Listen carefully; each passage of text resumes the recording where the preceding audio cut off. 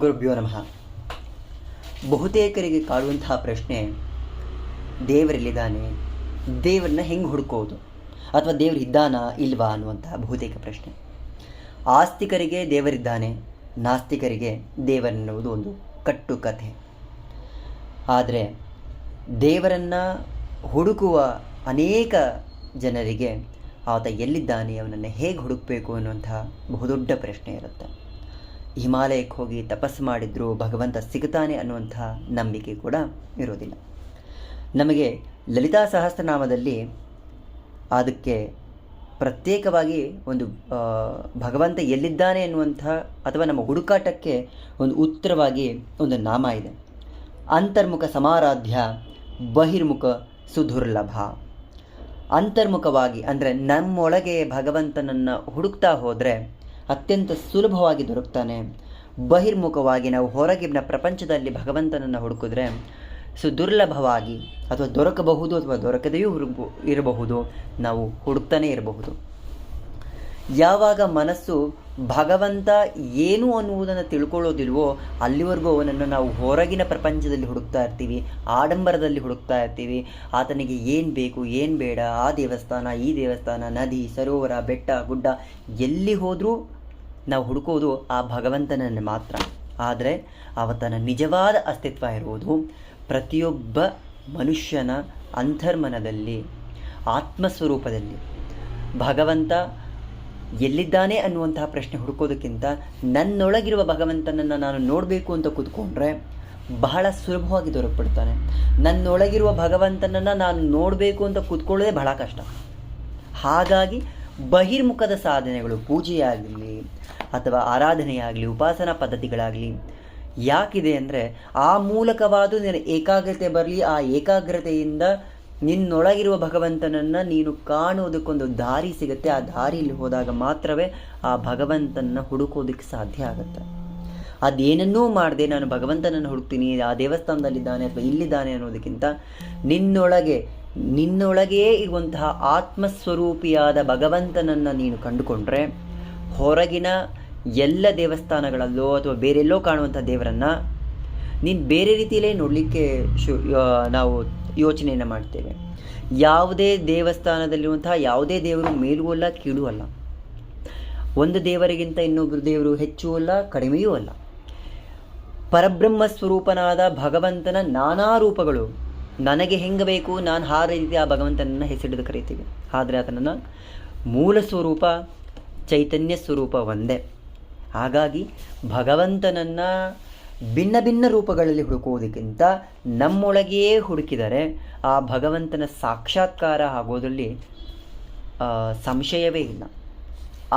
ಆ ಕಾರಣದಿಂದಾಗಿಯೇ ಶ್ರೀ ವಿದ್ಯೋಪಾಸನೆ ಯಾಕೆ ಮಹತ್ವ ಪಡ್ಕೊಳ್ಳುತ್ತೆ ಅಂದರೆ, ಮೊದಲು ಬಹಿರ್ಮುಖವಾಗಿ ಆರಂಭವಾಗುವಂತಹ ಸಾಧನೆಗಳು ಜಗನ್ಮಾತೆಯರಿಗೆ ಮನಸ್ಸು ನಿಂತ ತಕ್ಷಣ ಎಲ್ಲವೂ ನಿಂತು ಹೋಗ್ಬಿಡುತ್ತೆ, ಅಂತರ್ಮುಖ ಸಾಧನೆಗೆ ಬರುತ್ತೆ.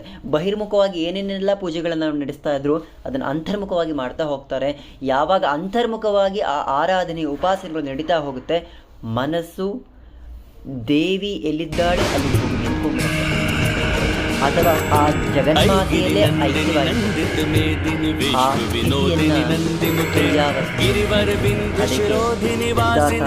ಐಕ್ಯವಾಗಿ ಯಾಕಂದರೆ ಅದೊಂದು ಜ್ಞಾನ ಸುಪ್ತ ಪ್ರಾಜ್ಞಾತ್ಮಿಕ ಸರ್ವ ಅವಸ್ಥೆ ವಿವರ್ಜಿತ ಅಂದರೆ ಪ್ರತಿಯೊಂದು ಅವಸ್ಥೆಗಳು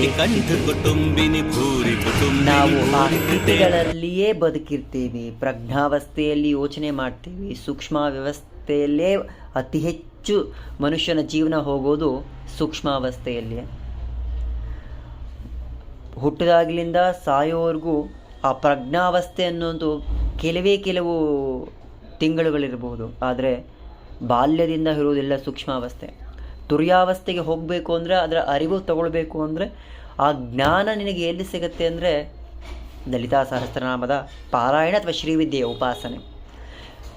ಶ್ರೀವಿದ್ಯೆಯ ಉಪಾಸನೆ ಮಾಡುವವ್ರಿಗೆ ಒಂದಂತೂ ಅರ್ಥ ಆಗಿರುತ್ತೆ, ದೇವರು ಭಿನ್ನ ಅಲ್ಲ, ಒಂದೊಂದು ದೇವರಿಗೆ ಒಂದೊಂದು ಅಲ್ಲ, ಎಲ್ಲ ದೇವತೆಗಳ ಸ್ವರೂಪ ಒಂದೇ. ಅದರ ಆರಾಧನಾ ಪದ್ಧತಿಗಳು ಬೇರೆ.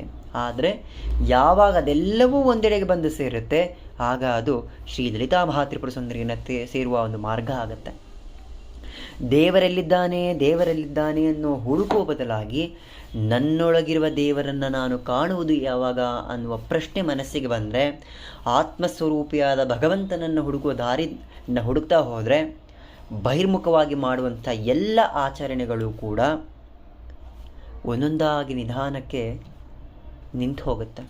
ಸಂಪೂರ್ಣವಾಗಿ ನಿಲ್ಲಿಸಬೇಕು ಅಂತಲ್ಲ, ನಿನಗೆ ಯಾವ ಪ್ರಜ್ಞೆಯ ಅಥವಾ ಯಾವ ತುರ್ಯಾವಸ್ಥೆಗೆ ನೀನು ತಲುಪ್ತಾ ಇದೆಯೋ ಅದನ್ನು ಬೇರೆಯವ್ರಿಗೂ ಹೇಳ್ಕೊಡ್ಬೇಕು ಅಂದರೆ ನೀನು ಬಹಿರ್ಮುಖವಾಗಿ ಮಾಡಲೇಬೇಕು, ಉಪಾಸನೆಗಳನ್ನು ಮಾಡಲೇಬೇಕು, ಆರಾಧನೆಗಳಲ್ಲಿ ಇರಲೇಬೇಕು, ಬಹಿರ್ಮುಖ ಪೂಜೆಗಳನ್ನು ನೀನು ಮಾಡ್ತಾ ಹೋಗಬೇಕು. ಆ ನಂತರವೇ ನೀನು ಅಂತರ್ಮುಖ ಸಾಧನೆಗೆ ಬರಲಿಕ್ಕೆ ಸಾಧ್ಯ. ಯಾವಾಗ ಮನಸ್ಸು ಅಂತರ್ಮುಖವಾಗುತ್ತೋ ಎಲ್ಲ ಸಮಸ್ಯೆಗಳಿಗೂ ಪರಿಹಾರ ಅಂತರ್ಮುಖದಲ್ಲೇ ಇದೆ. ಯಾಕಂದರೆ ಭಗವಂತ ಬೇರೆಲ್ಲೋ ಅವಿತುಕೊಳ್ಳಿಲ್ಲ, ಮನುಷ್ಯನ ಒಳಗೆಯೇ ಅವನ ಆತ್ಮರೂಪದಲ್ಲಿ ಕುತ್ಕೊಂಡ್ಬಿಡ್ತಾನೆ. ನೀನು ಹುಡುಕೋದಿಲ್ಲ, ಯಾಕಂದರೆ ಗೊತ್ತು ನೀನು ಬೇರೆ ಕಡೆ ಹುಡುಕ್ತಾ ಹೋಗ್ತೀವ್ರೆ, ನಿನ್ನೊಳಗೆ ನೀನು ಹುಡುಕೋದಿಲ್ಲ.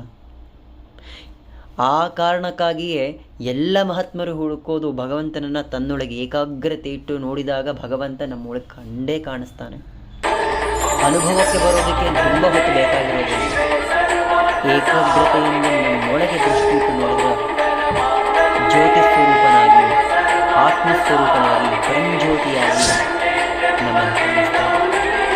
ಹುಡುಕುವ ದಾರಿ ಅಥವಾ ಭಗವಂತನನ್ನು ತೋರುವ ಗುರು ಮತ್ತು ದಾರಿ ತೆರೆದಿದ್ದರೆ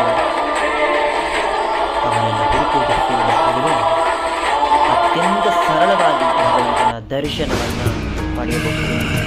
ಭಗವದ್ ದರ್ಶನದಿಂದ ನನ್ನೊಳಗೆ ಇರುವ ಭಗವಂತನನ್ನು ನಾನು ಕಂಡುಕೊಂಡಾಗ